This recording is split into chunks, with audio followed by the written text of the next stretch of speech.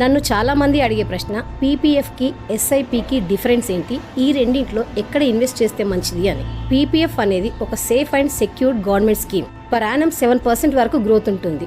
15 years lock-in period. స్లోగా అయినా సరే సేఫ్గా ఉండాలి అంటే పీపీఎఫ్ ఓకే. ఎస్ఐపి అనేది మార్కెట్తో లింక్ అయి ఉంటుంది. కొంచెం రిస్క్ ఎక్కువ, కానీ రాబడి కూడా ఎక్కువ ఉండే అవకాశాలున్నాయి. లాంగ్ టర్మ్లో ఇన్వెస్ట్ చేస్తే 12% అంతకంటే ఎక్కువ గ్రోత్ ఉండే అవకాశాలున్నాయి. ఫర్ ఎగ్జాంపుల్, ఒక నెలకి 7,500 అంటే సంవత్సరానికి 90,000 చొప్పున 15 సంవత్సరాలు పీపీఎఫ్లో ఇన్వెస్ట్ చేస్తే 15 సంవత్సరాల తర్వాత 24,40,926 రూపాయలు వస్తాయి. అందులో మీరు కట్టేది 13,50,000 అంటే 10,90,926 రూపాయల లాభం. ఇంతే సేమ్ అమౌంట్ ని ఎస్ఐపిలో ఇన్వెస్ట్ చేస్తే 15 years తర్వాత 35,69,485 రూపాయలు వస్తుంది. అంటే 22,19,485 రూపాయల లాభం. సో మీకు